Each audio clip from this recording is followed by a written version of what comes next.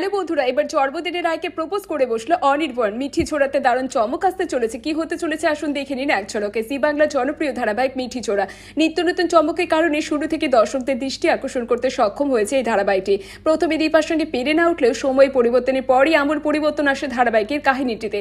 বর্তমানে স্টার জলসার ঐশানীকে হারিয়ে রাত 10:30 স্লটে রাজত্ব করেছে রায়, নীলু এবং স্রোতের কাহিনী। তার সঙ্গে রায় এবং স্রোতের জীবনে নতুন নায়কের আগমন দারুণভাবে পছন্দ করছেন দর্শকেরা। ইতিমধ্যে ধারাবাহিকে দেখা গেছে অনির্বাণের অফিসে গিয়ে তাকে অফিস বন্ধ না করার আবেদন করেছে রায়। অনির্বাণ প্রথমে রায়ের কথা না শুনলে পরে রায়ের জন্মদিনে জানতে পেরে বিশেষ কিছু করার কথা ভেবে নিয়েছে। এদিকে নীলুর সত্যিটা জানতে পেরে ভেঙে পড়েছে সূর্য।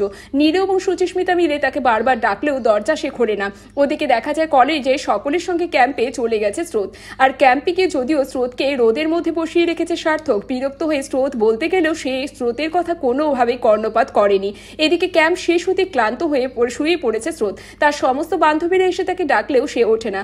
তখন তারা দেখে স্রোতের জ্বর এসেছে। স্রোতের এই পরিস্থিতি দেখে রেগে যায় সকলে। সবাই বলতে থাকে সার্থকের এইরকম ভাবে স্রোতকে রোদে বসিয়ে রাখাটা ঠিক হয়নি।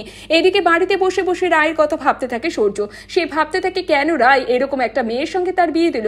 এরপর দরজা খুলে সুচিস্মিতা এবং নীলুকে ভিতরে ডেকেছে সূর্য।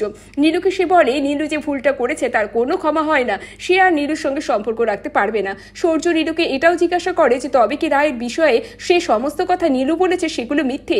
এদিকে সূর্য মুখ থেকে এই কথা শুনে চমকে গেছে নীলু। আর নীলু সূর্যকে বোঝানোর চেষ্টা করতে থাকে যে সে যা করেছে অনিরাপত্তা বোধ থেকেই করেছে, কিন্তু নীলুর কোনো কথাই শুনতে নারাজ সূর্য।